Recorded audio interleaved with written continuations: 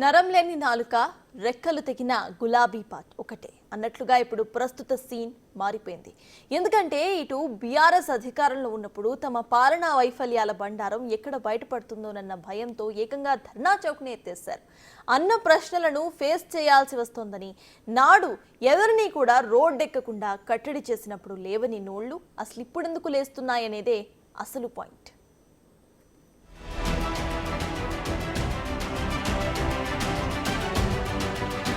ధర్నాకు అనుమతి ఇవ్వకపోతే ఎస్పీ ఆఫీస్పై బాటిల్స్ విసురుతారా? ఇదెక్కడి దిక్కుమాలిన రాజకీయం? కాంగ్రెస్ ప్రభుత్వం అధికారంలోకి వచ్చిన ఈ 11 నెలల్లో బీఆర్ఎస్, బీజేపీ ఎన్ని ధర్నాలు, నిరసనలు చేపట్టలేదు అని ప్రశ్నిస్తున్నారు ఆ పార్టీ నేతలు. అనుమతి రాకపోతే కోర్టులకు వెళ్లే చాయిస్ ఉన్నప్పటికీ అలజడి సృష్టించడమే నిరసనల ఉద్దేశమా అన్న వాదన తెరపైకి వస్తోంది. గత 10 ఏళ్లు ఎవరిని రోడ్డెక్కకుండా కట్టడి చేసిన టైంలో అప్పుడు నోళ్లెందుకు లేవలేదన్న ప్రశ్నలకు జవాబు ఎవరి దగ్గరైనా ఉందా? శాంతియుతంగా నిరసనలు తెలిపే ధర్నా చౌక్నే ఎత్తేసిన గనుల గురించి మాట్లాడతారా? No answer.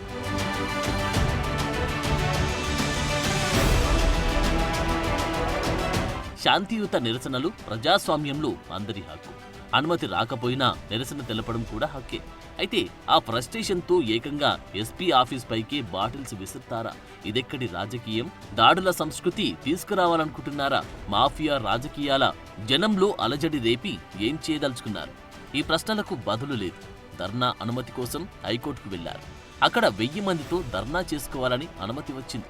ఈ నెల 25న ఉదయం 10 నుంచి మధ్యాహ్నం 1 గంట వరకు హైకోర్టు ఛాన్స్ ఇచ్చింది. సో అక్కడ అలజడి చెలరేగకుండా పోలీసులకు కూడా టైం దొరికినట్లయింది. ఇలా ప్రజాస్వామ్యంలో సింపుల్ గా అయిపోయే పనులకు కూడా అలజడి సృష్టించడం ద్వారా ఎలాంటి సంకేతాలు ఇస్తున్నారన్నది అసలు పాయింట్.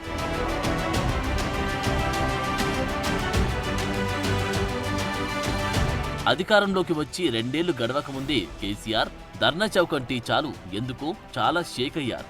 పాలనా వైఫల్యాలపై నిలదీతలు ఎక్కువవుతాయని అనుకున్నారు ఏమో గాని ఎందరికో గొంతుకగా ఉన్న ధర్నా చౌక్ను ఎత్తేశారు.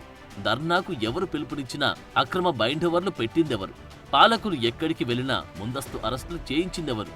గతంలో ఏ ధర్నా చేయాలన్నా హైకోర్టుకు వెళ్లాల్సిన పరిస్థితి తీసుకొచ్చిందెవరు? ఇందులో ఒకదానికి కూడా ఆన్సర్ లేదు. కానీ ఇప్పుడు కొత్త పలుకులకైతే లెక్కే లేదు. నిరసనలు తెలపడానికి ప్రజలు అడవుల్లోకి వెళ్లాలంటూ చెప్పే అధికారం ప్రభుత్వానికి లేదు. ప్రజాస్వామ్యంలో ప్రజలకు నిరసన తెలిపే హక్కు ఉంటుంది అని ధర్నా చౌక్ పునరుద్ధరించే క్రమంలో హైకోర్టు వ్యాఖ్యానించింది.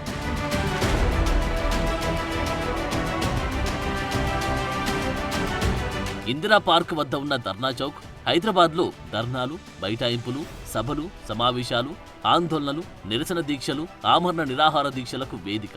ఢిల్లీలోని జంతర్ మంతర్ ఎలాగో మన దగ్గర ప్రజాగొంతుకలను వినిపించే సభాస్థలి ఇది. ప్రజాసంఘమైన కుల, మత, కార్మిక, కర్షక, విద్యార్థి, మహిళా, ఉద్యోగ సంఘం ఏదైనా తమ డిమాండ్ల సాధనకు ఈ ధర్నా చౌక్ని వేదికగా చేసుకునేవి. చెప్పాలంటే ఇదో గుండె చప్పుడు. కానీ 2014లో కేసీఆర్ అధికారంలోకి వస్తే 2 ఏళ్లకే 2016లో ధర్నా చౌక్ను ఎత్తేశారు. అక్కడ ధర్నాలు, ఆందోళనలు, ర్యాలీలు, బైఠాయింపులు, సభలు, సమావేశాలను నిషేధించారు. ధర్నా చౌక్ను నగరం వెలుపలకు తరలిస్తామన్నారు. ఇంత చేసిన వారు ఇప్పుడు ధర్నాల గురించి, హక్కుల గురించి మాట్లాడమే అస్సలు విడ్డూరం.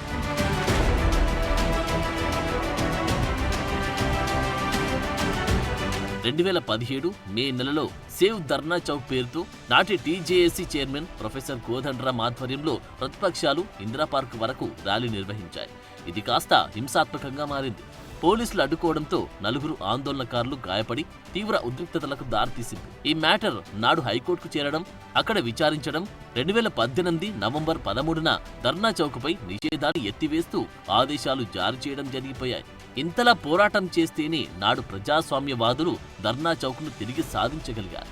ఇంత చేసిన కేసీఆర్ పార్టీ మళ్లీ అదే ధర్నా చౌక్లో కేంద్ర ప్రభుత్వానికి నిరసనగా 2021లో అధికారంలో ఉన్నప్పుడే నిరసన తెలిపింది. అదే విచిత్రమంటే.